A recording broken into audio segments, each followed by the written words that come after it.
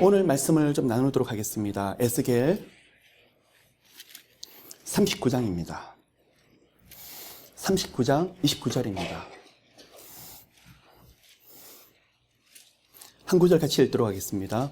내가 다시는 내 얼굴을 그들에게 가리우지 아니하나니 이는 내가 내 신을 이스라엘 족속에게 쏟았음이니라.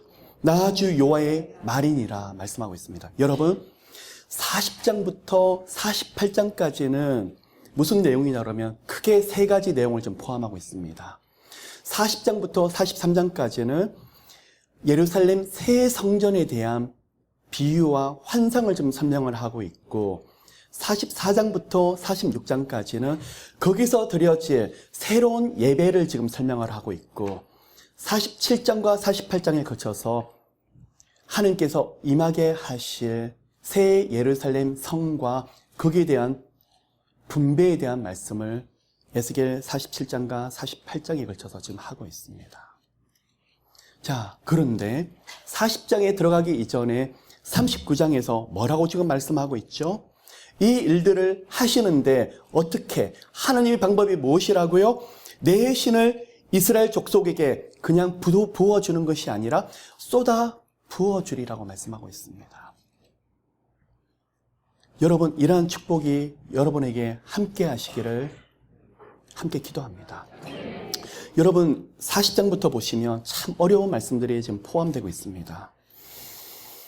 보시면 성전을 그리고 성전 안에 여러 방들을 바깥들과 안뜰을 에스겔이 돌아다니면서 측량하고 그 길이와 높이를 지금 재고 있고 이거를 읽으면 무슨 뜻일까라고 하시는 분들이 되게 많이 있습니다.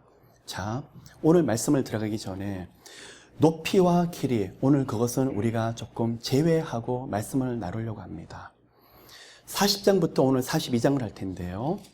하나님께서 에스겔을 데리고 가시는 곳이 있습니다.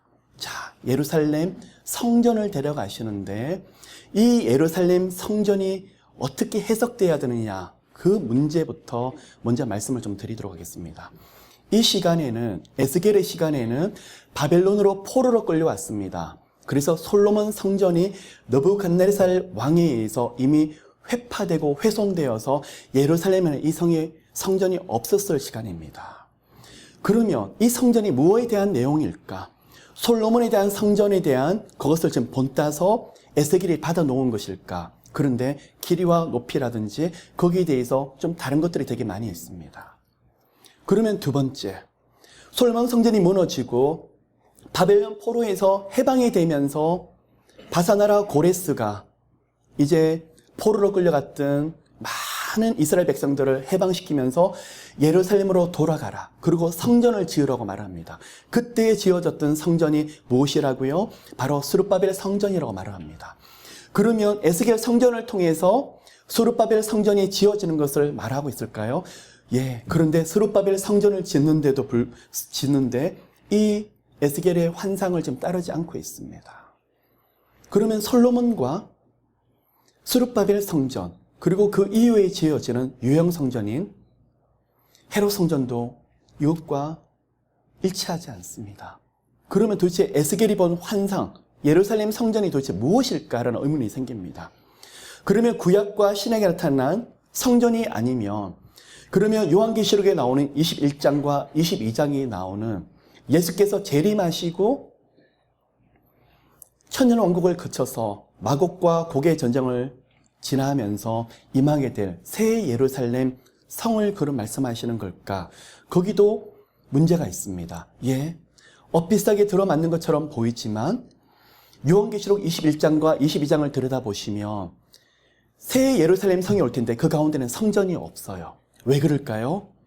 예수께서 우리와 얼굴 대 얼굴로 함께 거하시기 때문에 새 예루살렘 성전에는 성전이 없고 또 제사도 필요가 없어요. 왜 그럽니까? 예수님께서 우리와 더불어 사시기 때문에 그렇습니다. 그러면 도대체 에스겔에 나오는 이 예루살렘 성전을 도대체 어떻게 해석해야 되는 것일까? 첫째는 이 비유는 바로 우리 힘으로 갈 수 없는 하나님의 지성소, 누구만이 들어갈 수 있죠? 예수 그리스도만이 들어갈 수 있고 예수 그리스도의 은혜를 통해서 피로 값주고 사신 그 영혼, 죄값을 다 치르셨던 예수님의 은혜로만 그 죄인이 의인된 사람들만이 들어갈 수 있는 곳이 바로 지성소인데, 바로 이것은 바로 예수 그리스도에 대한 예표다라고 말씀을 드립니다. 또 한 가지는 예수님을 통해서 세워질 교회에 대한 예표를 지금 에스겔을 통해서 하나님께서 그렇게 말씀하고 있더라는 것입니다.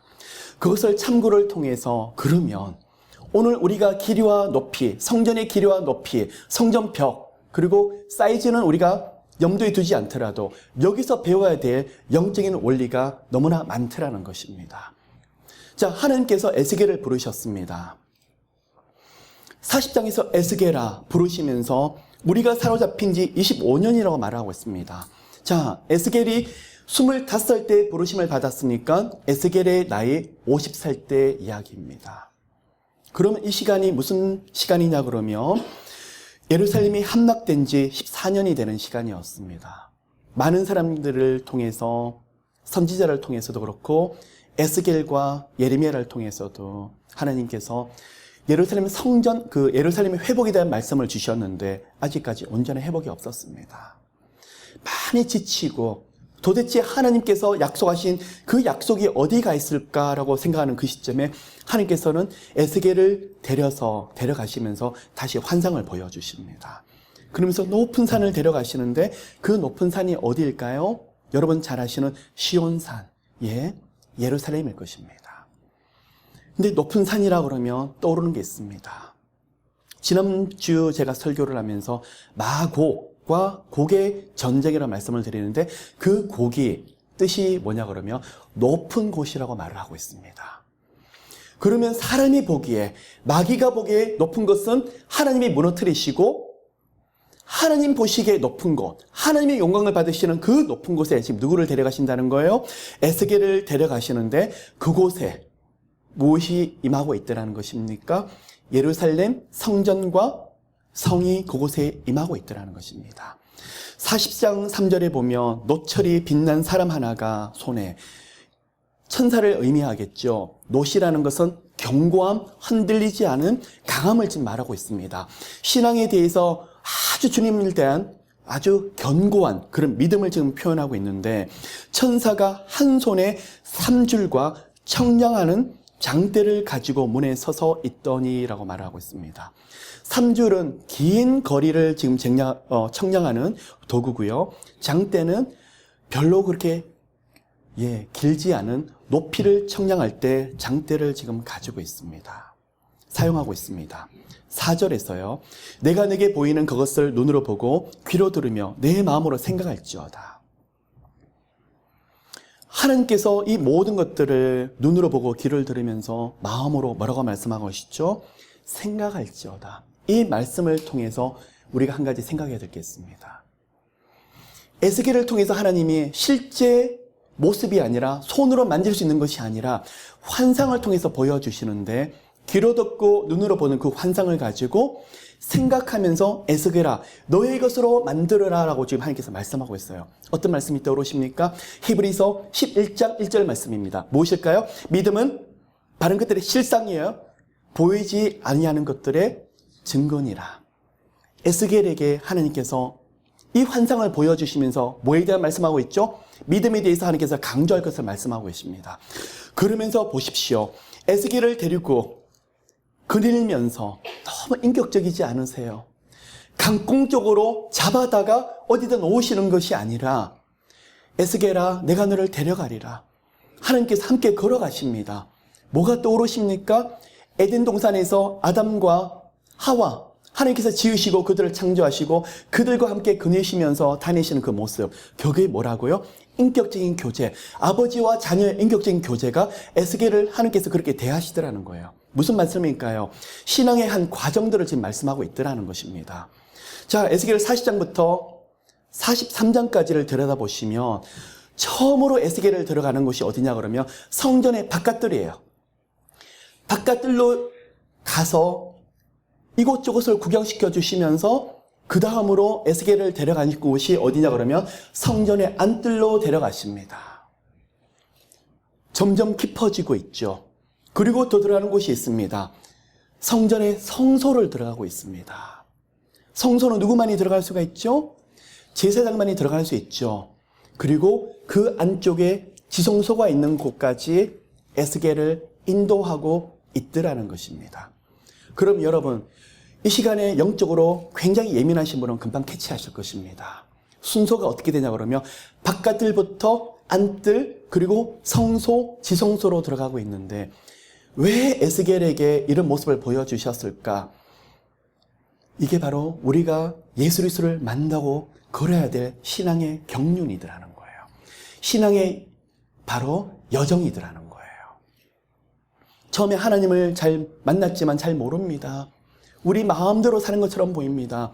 아브라함을 콜딩하셨지만 아브라함은 하나님에 대한 깊은 믿음이 없었기 때문에 가뭄이 왔을 때 자기가 눈에 보기 좋은 대로 내려갑니다. 어디로 내려갔을까요? 애굽입니다. 바깥들의 믿음입니다. 하나님을 만난 것처럼 보였지만 하나님을 머리로 알지 아직까지 깊은 경험이 없다 보니까 자기 멋대로 경험하는 것처럼 보입니다. 안뜰로 들어갑니다. 하나님하고 점점점 깊어지는 것 같습니다. 하나님을 경험했습니다.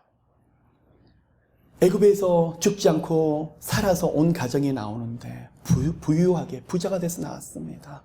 아, 이분이 하나님이시구나. 바깥들이 아니라 이제 안뜰로 들어갑니다. 거기서 아브라함의 조카 롯이 뭐라고 말을 합니까? 이제 재산이 많아지니까 함께 동거할 수 없어서 자기가 이제 삼촌을 헤어지겠노라고 말을 할 때 아브라함이 뭐라고 말을 합니까? 네가 왼쪽으로 하면 내가 오른쪽으로 가리라. 네가 오른쪽으로 가면 왼쪽으로 가리라. 우선 선택권을 바로 조카에게 줍니다. 왜 그럴까요?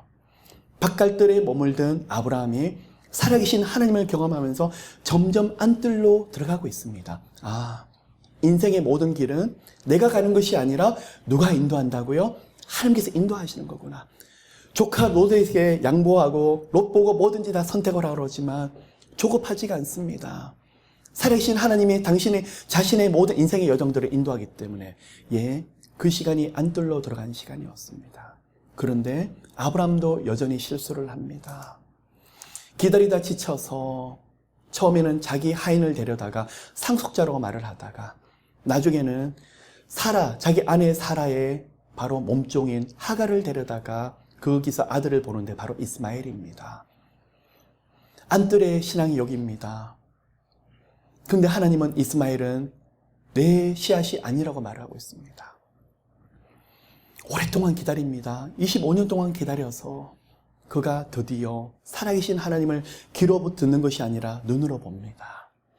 아브라함아, 아브라함아, 내 아들 독자를 내가 지시하는 땅에 가서 바쳐라. 그는 아마 밤새도록 아브라함이 고통했었겠지만 아무 말하지 않고 지시하는 산으로 갑니다. 그 산이 어디였을까요? 여러분 잘 아시는 대로 바로 모리아 산입니다. 아버지, 하나님께 바칠 제물이 어디 있어요? 여호와께서 미리 예비하셨을 것이다. 그리고 그곳에 가서 여호와를 경외하는 마음으로 믿음으로 칼로서 아들을 잡으려고 합니다. 하나님께서 말리십니다. 아브라함아, 아브라함아, 내 칼을 멈추어라. 네가 네 아들 독자를 아끼지 않냐고 네가 나를 사랑하는 줄 이제야 경외하는 줄 이제야 알겠노라. 그게 무슨 신앙일까요? 지성소에 들어가 있는 신앙이더라는 거예요. 에스겔이 보여준 성전에 대한 바깥들, 안뜰, 그리고 성소와 지성소를 통해서 우리에게 보여주는 인생의 여정이, 믿음의 여정이 이렇더라는 것입니다. 40장 5절, 내가 본즉 집 바깥 사면으로 담이 있더라. 이제 바깥들이 시작되고 있습니다. 이 말씀을 조금 더 들어가기 전에 한 가지를 더 말씀을 드리려고 합니다. 여러분, 성전에 구약에 나타나는 성전, 첫 번째 성전을 누가 지었습니까? 솔로몬이 지었습니다. 그런데 솔로몬이 세 권의 시가서를 또 짓습니다. 첫 번째 시가서가 어떻게 됩니까? 잠언. 두 번째는요, 그 다음 순서가 전도서. 세 번째는 바로 아가서입니다. 솔로몬의 성전을 지었던 이 저자인 솔로몬이 이 세 권의 시가서를 짓는데 잠언, 전도서, 아가서 내용이 다 연결이 됩니다. 잠언, 여호와를 경외하는 것이 지식의 근본이거늘. 성전 바깥에서 살고 있는 사람 보고 너희들이 아무리 너희들 방법으로 살아도 마음대로 되지 않을 거야. 그리고 이 땅을 살아가는 데 있어서 여호와를 경외하는 것이 가장 우선인데, 세상에 살아나갈 때 너희들이 하나님을 경외하게 되면 받는 것이 있는데 뭔지 아니? 그게 바로 지혜야 하면 주시는 게 바로 잠언이에요. 성전 바깥에 있다가 이제 성전 안쪽으로 와서 바깥들로 인도하는 책이 무슨 책이냐 그러면 솔로몬의 첫 번째 책인 잠언이에요. 그런데 바깥들에서 머물면서 하나님의 지혜를 가지고 살고 있는데 갑자기 전도서를 통해서 말씀을 하십니다. 헛되고 헛되니 모든 것이 헛되고 헛되도다 말을 합니다. 아니, 하나님을 경외하는데 지혜를 받고 우리가 살아가는데 헛되고 헛되다고 그러면서 솔로몬을 통해서 전도서를 가지고 마치 허무주의를 노래하는 것처럼 그렇게 보입니다. 그런데 그렇지가 않습니다. 바깥들에 거하는 하나님의 성도들을 전도서를 통해서 어디를 인도하고 있는 것입니까? 성전의 안뜰로 들어와라. 그게 바로 전도서예요. 모든 것이 헛된 것처럼 보이고 인생에 누리는 것 다 헛된데 바깥들에 나가서 세상으로 눈 돌리지 말고 안쪽으로 더 들어와라. 그런데 답을 찾습니다. 여호와를 경외하는 것이 사람의 본분이라고 전도서의 저자인 솔로몬은 정의를 내립니다. 그리고 안뜰에 있는 많은 백성들이, 하나님의 사람들이 묻습니다. 그러면 안뜰까지 들어와 있는데 하나님이 원하시는 게 무엇일까요? 그때 하나님께서는 바로 솔로몬에게 아가를 통해서 답을 말씀하고 있습니다. 아가는 솔로몬과 술라미 여인의 사랑의 노래를 부르고 있는데 여러분 보십시오. 바로 지성소에 들어가는 사랑의 노래를 아가서를 통해서 표현하고 있어요. 지성소가 무엇일까? 그곳은 대제사장만이 자기 죄를 속죄하고 들어갈 수 있는, 1년에 한 번을 들어갈 수 있는 그런 곳인데 지성소의 의미를 조금 더 원색적으로 우리 표현으로 말한다 그러면 신랑의 침실이에요. 그게 바로 지성소예요. 하나님의 침소예요. 침실과 침소는 누구만이 들어갈 수 있죠? 그 신랑의 신부만이 들어갈 수 있더라는 거예요. 그러면 하나님의 침실과 침소는 누구만이 들어갈 수 있죠? 죄의 종은 못 들어가요. 누구를 통해서요? 예수 그리스도를 통해서 죄가 모든 사함을 받은 사람, 그리고 하나님의 예수 그리스도의 신부가 된 사람만이 그 지성소에 깊이 들어갈 수 있더라는 것입니다. 그게 바로 아가서에서 말하는 하나님과 신부의 사랑의 노래예요. 잠언, 전도서, 솔로몬에 나오는 그 시가서에 나오는 그 노래를 에스겔의 환상을 통해서 하나님이 한 번 더 지금 설명하고 계십니다. 자, 이제 성전 안쪽으로 들어갔습니다. 바깥들입니다. 5절에 바깥 사면으로 담이 있더라. 제가 말씀을 드렸죠. 바깥에, 성전 바깥에 있는 사람을 성전으로 불러서 바깥들로 했는데 이 담이 무엇일까? 하나님의 사람은 좋든 싫든 세상과 구별되는 사람이더라 하는 것이 이 담을 통해서 하나님이 상징하고 있더라는 거예요.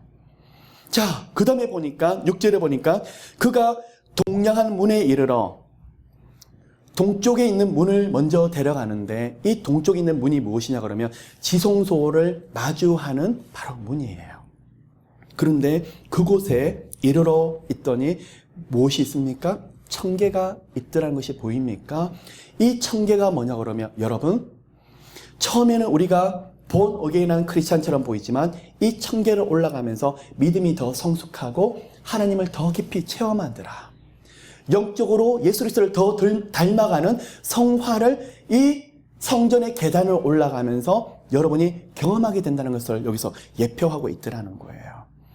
자, 동양문 옆에 보니까 7절에 문지기 방들이 되게 많이 있죠. 바깥들의 이야기입니다. 이 문지기 방들이 무엇일까요? 성전을 지키는, 쉽게 말씀을 경비원들의 방들이라는 이야기입니다. 그러면 이 방이 무엇일까? 방들이 많습니다. 문지기들이 많다는 이야기예요. 하나님을 경외하는 사람에게, 하나님을 따르는 사람에게 주신 은사와 사명들이 이렇게 많더라는 이야기고, 이렇게 하나님을 따르는 사람들이 많더라는 이야기예요. 이분들이 어디 있더라는 거예요? 바로 성전의 바깥들에 들어와서 모두가 하나님 이름으로 부르던 사람들, 하나님의 골고루 은사와 사명을 이 사람들에게 부어주더라는 이야기예요. 그런데요, 보십시오. 10절에 보니까 이 문지기 방들이 많아요. 그 문지기 방들이 여러분 한 분 한 분들의 방들이에요. 사명이 있고 소명이 있고 하나님의 이름으로 부름받은 사람들은 그 문지기 방들을 지금 다 차지하고 있는 거예요. 어떤 분들은 사역자로, 어떤 분은 비즈니스 필드에서 하나님 영광을 돌려드리고, 어떤 분들은 각자 맡으신 사명들이 다 달라요. 그런데 10절에 보니까 문지기 방들이 있는데 좌편에 셋이 있고 우편에 셋이 있는데 그 세 편이 각각 한 척수요, 그 좌편 벽도 다 한 척수며. 무슨 말씀이냐 그러면 문지기 방들이 다 다른 것 같은데 크기가 다 똑같더라. 어떻게 해석을 할까요? 사명과 은사가 다 다르지만 하늘께서는 보시기에 모두가 동일하게 귀하더라.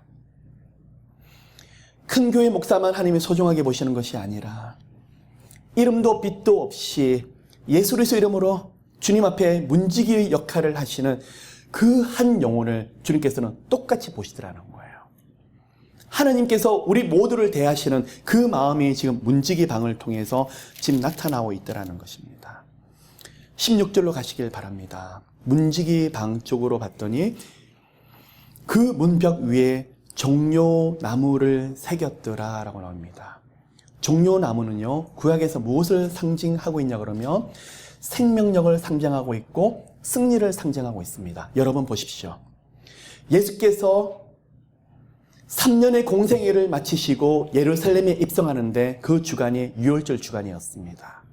그리고 예루살렘에 입성하는데 많은 예루살렘 백성들이 종려나무 가지를 앞에서 흔듭니다. 호산나 호산나 주의 이름으로 오시는 이에요. 그 종려나무가 뭐냐 그러면 바로 승리를 말하고 있습니다. 이들은 백성들은 무슨 의미로 했는지를 모르겠지만 이 종려나무는 승리를 말하고 있고 생명력을 지금 말하고 있는데 그 문지방 위에 뭐가 붙어 있더라는 거예요? 종려나무가 붙어 있더라는 거예요. 여러분이 거하시는 영육간의 처소에 하나님이 위에다 붙여놓은 게 뭐라고요? 종려나무. 무엇을 말하고 있죠? 예수 그리스도의 부활의 능력. 예수 그리스도의 보혈의 능력이 여러분 가운데 묻어 있더라는 거예요. 17절. 그가 나를 데리고 바깥들에 들어가니 성전 바깥들을 계속 거느립니다. 17절도 그렇고 24절도 그렇고 28절에 그가 나를 데리고 계속 반복해서 이 말씀이 나오고 있습니다. 저는 이 말씀을 읽을 때마다 얼마나 은혜로운지를 모릅니다. 에스겔이 성전을 보았을 때 어떻게 생겼는지 모를 수가 있습니다. 그런데 하나님이 어떻게 하시죠? 어디로 나가야 될지를 모르고 있는데 하나님이 세밀하게 인도하고 계시면서 에스겔이 나아갈 바를 알게 하셨더라는 거예요. 여러분, 저는 오늘 이 말씀에 너무 은혜를 받습니다. 저는 내년 일도 모를 뿐만 아니라 후내년 일도 모르고, 아니요, 내일 일도 모르는데요. 그런데 하나님께서 이 성전을 거느리는 사람은 어떻게 하신다고요? 그가 나를 데리고, 성령께서 여러분 한 분 한 분을 데리고 나아갈 모든 방향과 길을 정확하게 인도하시더라는 것을 에스겔을 통해서 보여주시더라는 거예요. 그것도 강압적으로 하시는 것이 아니라 너무나 인격적으로 하나님께서 인도하고 계시더라는 거예요. 근데 바깥들에 들어섰더니 17절에 뜰 3면에 박석 깔린 땅이 있고, 이 박석이라는 것은 반짝반짝 빛나는 돌인데 무엇을 상징하냐 그러면 성결과 주님 앞에 거룩한 것을 상징하고 있더라는 거예요.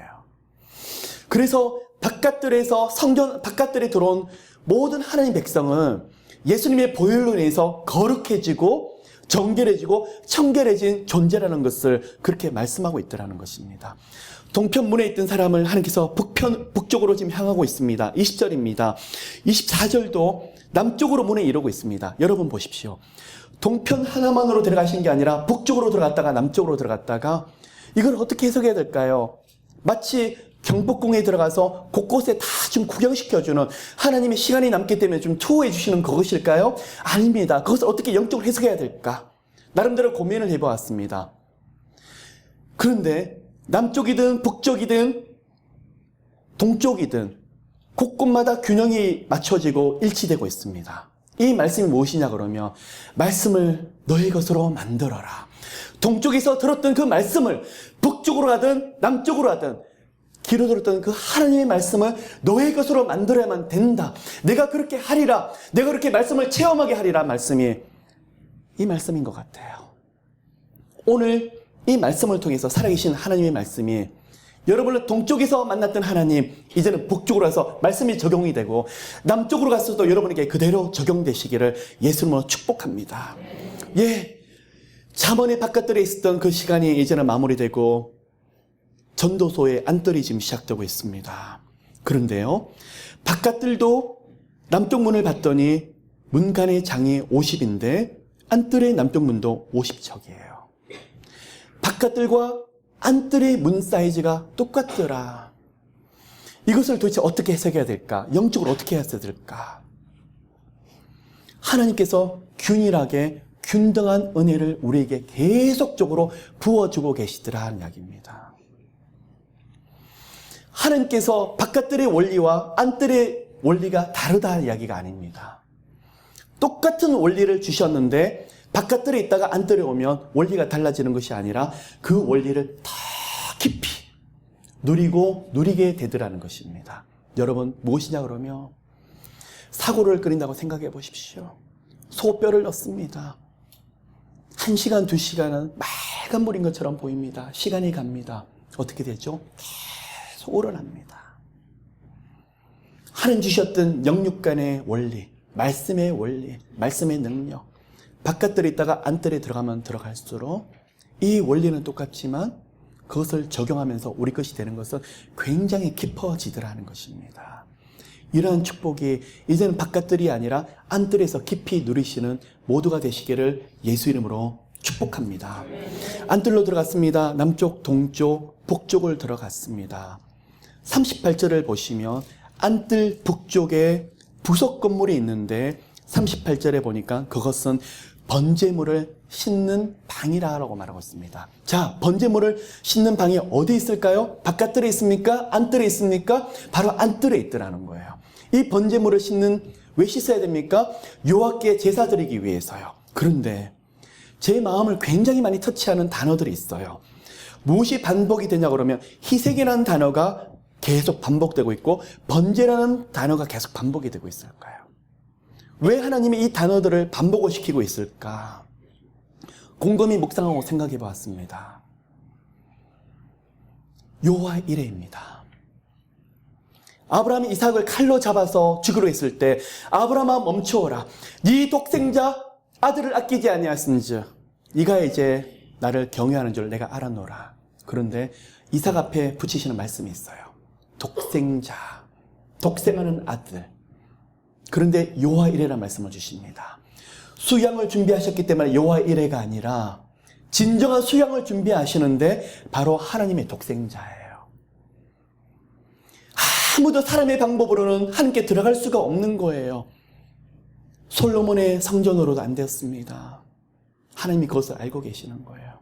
그래서 진정한 희생 제물을 여호와의 성전 안에서 여호와께서 직접 희생과 번제물을 지금 준비하고 계시는데 누구실까요? 예수 그리스도예요. 이렇게 반복하면서 희생, 번제라는 것을 반복하면서 하나님께서 내 아들 예수 그리스도를 십자가에 던지기로 나는 작정했노라.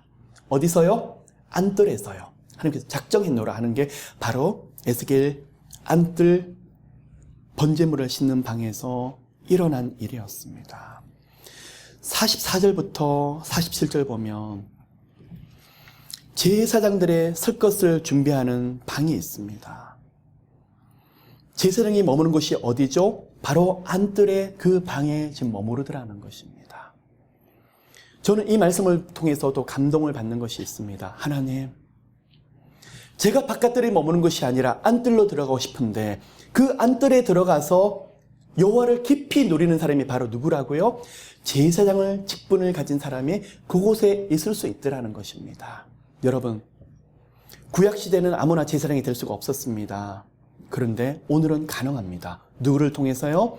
예수 그리스도를 통해서 모두가 다 예수 그리스도의 보혈의 은혜를 통해서 함께 나갈 수 있는 제사장의 직분을 함께 받으셨습니다. 하나님의 아들아, 나의 피로 인해서 이제는 바깥들이 두지 아니하고 안뜰로 들어와서 이전에는 제사장만 들어갈 수 있는 그곳에 내가 너와 함께 머물게 할 것이며 그곳의 축복을 누리게 하리라. 여러분, 무엇일까요? 하나님이 영적으로 더 깊이 인도하신다는, 흥분되지 않으세요? 너무 기쁘지 않으세요? 누가 데려가신다고요? 사람의 힘으로요? 아니에요. 하나님께서 우리를 데려가신다고 지금 말씀하고 있어요. 그것도 너무나 인격적으로. 어떤 분은 그러세요. 우리 아들이, 우리 딸이 믿음이 없는데 두려워요. 혹시 믿음이 없기 때문에 둘과 패서라고 그렇게 갔쓰는 거 아닐까? 여러분, 그렇지 않아요. 우리 하나님은 너무 인격적으로 대하시면서 하나님이 얼마나 사랑의 하나님인 걸 보여주기를 기뻐하시더라는 것입니다. 48절에 그가 나를 데리고 어딜 가냐 그러면 성전 문 현관에 이르는데 문의 사이즈가 좀 나옵니다. 이 문이 무엇일까요? 이 성전을 향하는 문을 누구를 통해서 들어갈 수 있죠? 진정한 성전의 문이 누구입니까? 바로 예수 그리스도를 예표하더라는 것입니다. 이제 안뜰로 들어와서 41장을 보시면 성소와 지성소를 들어갑니다.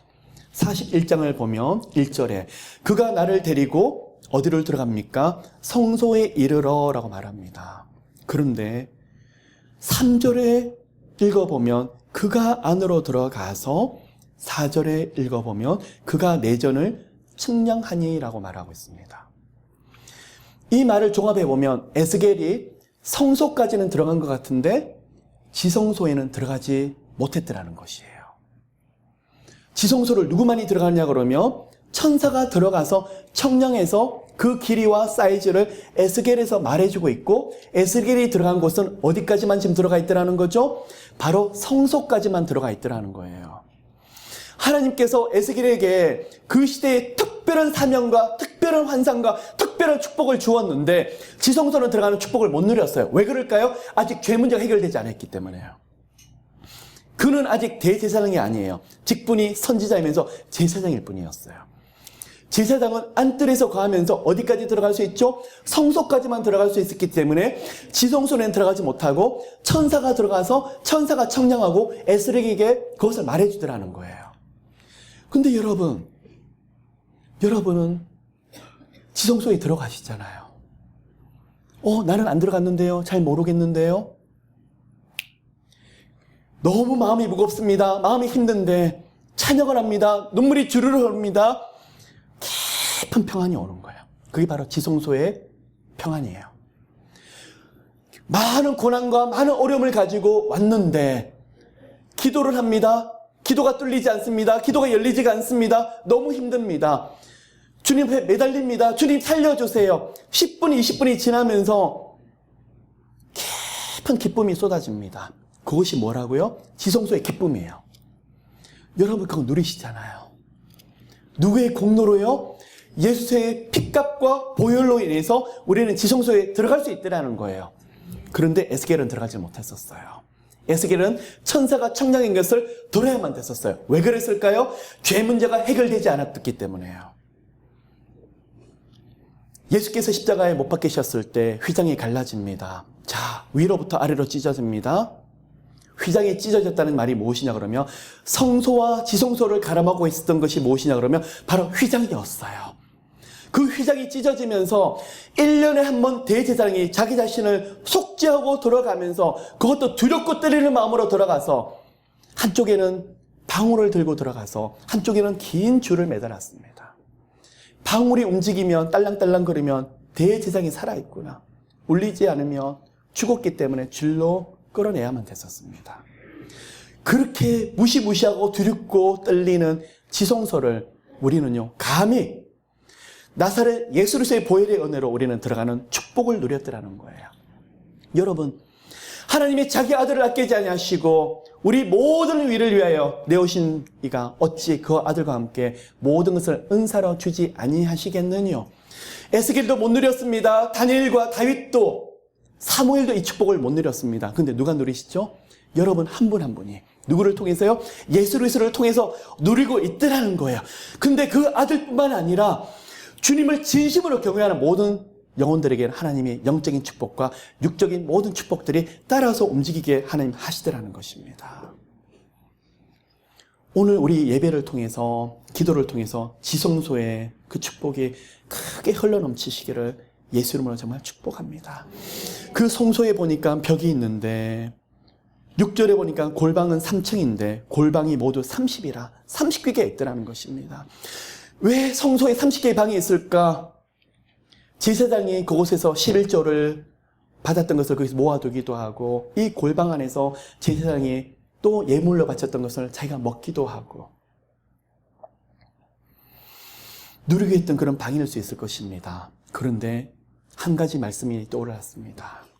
내가 너희를 위해서 처소를 예비하리니, 바로 여러분이 지성소 옆에서 누려야 될 처소를 하나님이 이처럼 많이 준비하신다는 것이 골방을 통해서 지금 하나님께서 예표하시더라는 것입니다. 41장 12절부터 보시면 15절까지 성전의 외관에 대해서 지금 설명하고 있고 16절부터 26절까지 성전의 내부 장식에 대해서 설명하고 있는데 이것도 영적으로 우리가 좀 들여다봐야 되겠습니다. 18절에 보니까 문통 위와 내전, 외전이 나옵니다. 근데 그 늘판 위에 그룹들과 종려나무를 새겼는데 두 그룹 사이에 종려나무가 있으며 라고 표현하고 있습니다. 그룹이라는 것은 천사를 말하고 있습니다. 종려나무는 승리와 생명력을 지금 말하고 있는데 영적인 세계와 이 땅의 죄인들과 연관시키는 것이 이 종려나무, 누구를 통해서요? 예수 그리스도를 통해서 이제 하나님이 그 길을, 브릿지를 만드시겠다 하는 예표가 지금 성전 내부 장식을 통해서 말하고 있더라는 거예요. 그런데 하나가 사람 얼굴, 하나가 어린 사자의 얼굴이더라는 거예요. 사람 얼굴이 무엇일까요? 완전한 하나님이면서 완전한 사람이 누구시죠? 예수 그리스도. 그분이 누구시죠? 왕 중의 왕인 바로 사자로 오셨던 바로 예수 그리스도를 예표하더라는 것이에요. 첫 번째 장식품에 대해서 그렇게 말씀을 예표로가 지금 해석이 가능합니다. 두 번째 보니까 22절에 보니까 여호와의 앞에 상이 있더라 라고 말하고 있습니다. 나무 제단이 있는데 다 나무로 만들었더라.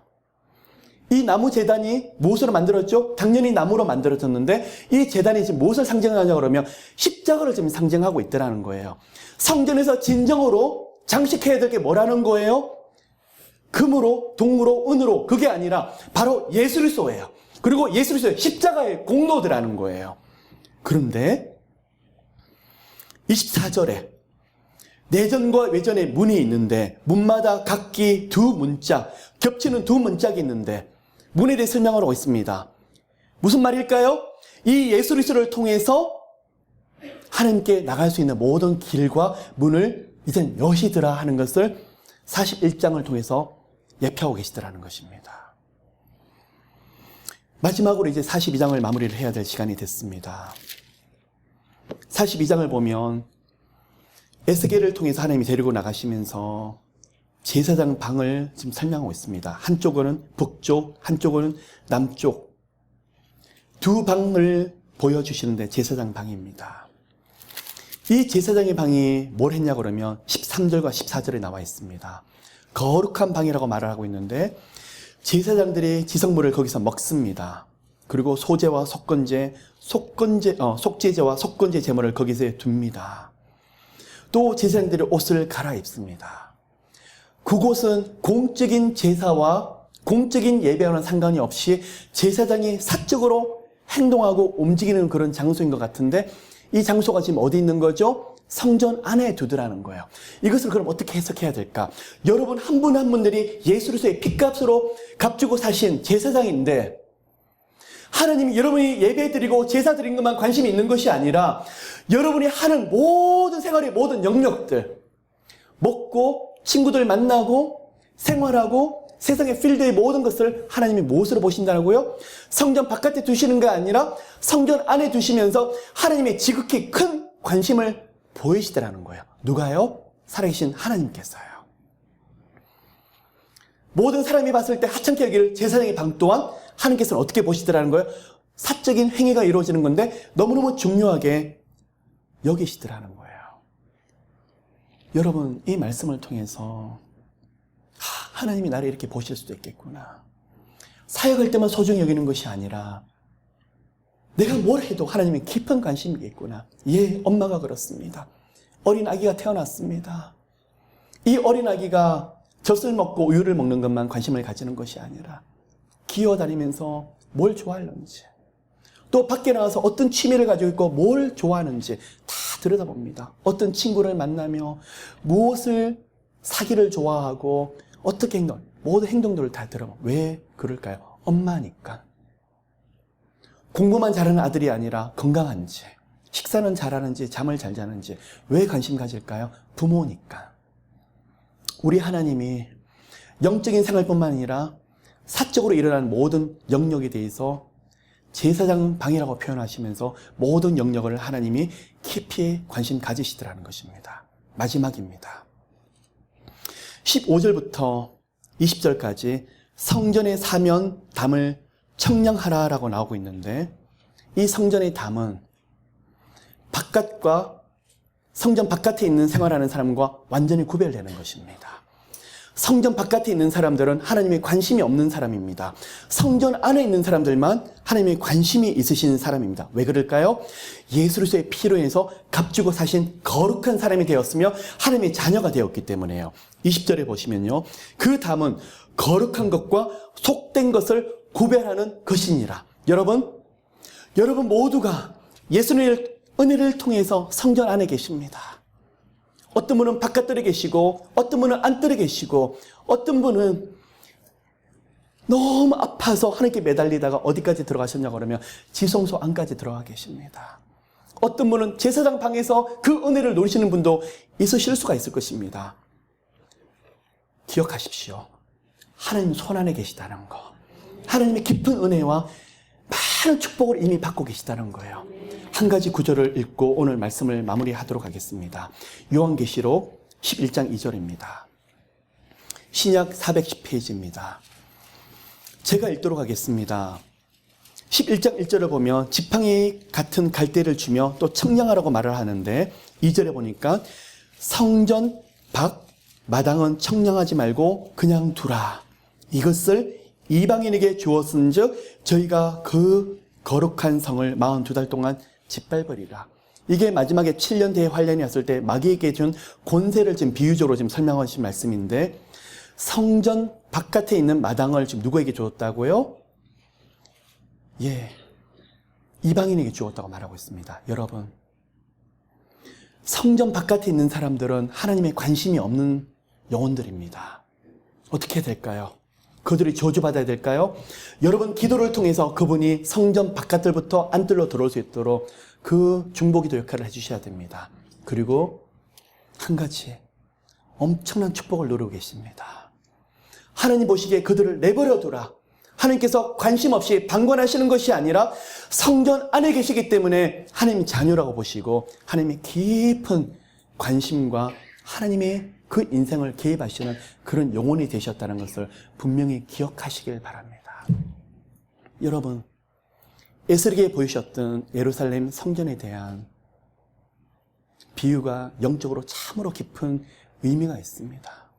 읽고 읽으면서 저도 묵상하면서 참 쉽지 않은 말씀이었지만, 이것을 하나님이 우리가 앞으로 걸어야 될 영적인 신앙의 전의에서, 여정에서 이것을 어떻게 해석해야 될까? 우리 하나님은 더 깊이 어디까지요? 아들아 딸아, 지성소로 들어오라. 나와 사랑을 깊이 나누자. 이 세상에 줄 수 없는 평안, 기쁨, 즐거움들을 나의 지성소에서 깊이 누려라. 그것이 무엇일까요? 여호와의 지성소입니다. 그런데요, 이곳은 종교적인 행위가 있는 사람은 결코 들어가지 못합니다. 바리새인들은 들어가지 못합니다. 형식을 가지고 누린 사람은 결코 들어가지 못합니다. 누구만이 들어갈 수 있죠? 예수 그리스도에 대한 뜨거운 감격, 생명력을 누린 사람만이 들어갈 수 있어요. 그리고 진정으로 예수 그리스도를 통해서 신부가 된 사람만이 누릴 수 있는 곳이 바로 지성소입니다. 여러분, 우리가 오늘 합심으로 기도하면서 붙잡읍시다. 하나님, 성령께서 저를 인도해 주셔야 돼요. 저는요, 성전에서 그냥 마당에서 머물지 않을래요. 하나님, 지성소로 깊이 인도해 주세요. 하나님, 심지어 제사장 방에서 제가 뭘 하는 제 사적인 그런 것까지도 주님, 깊은 관심과 제 인생에 깊이 개입해 주세요. 그 축복이 여러분 가운데 이미 주어졌고 그 축복이 여러분 가운데 함께 하시기를 예수 이름으로 축복합니다. 사랑해 주님, 고맙고 감사를 드립니다. 오늘 에스겔의 환상을 보면서 영적인 의미를 되새겨 보았습니다. 하나님이 저희들이 성전 밖에 머물지 아니하고 예수 그리스도를 간 믿어서 바깥들로 들어왔지만 그냥 거기서 대충 믿는 신앙이 아니라 안뜰을 지나서 그리고 여호와의 지성소로 깊이 들어가기를 원하는 그런 영적인 신앙을 갖길 원하는 하나님 것을 저희들은 다시 한번 새겨보았습니다. 그러나 저희 힘으로는 되지 않습니다. 여호와 하나님께서 저희들을 인도해 주셔야 됩니다.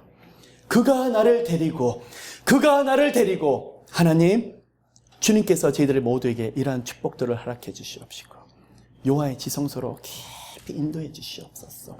하나님, 저희들이 오늘 합심해서 기도하려고 합니다. 여호와 하나님의 이름을 부르짖으려고 합니다. 신랑 되신 예수님, 저희들을 다시 한번 거룩하게 만들어 주시옵시고 이 땅에서 누릴 수 없는 깊은 평안과 기쁨을 누릴 수 있는 저희들 모두 될 수 있도록 은혜 베풀어 주시옵소서. 모두를 축복합니다. 감사드리며 이 모든 말씀 살아계신 예수 그리스도 이름으로 기도를 드렸습니다.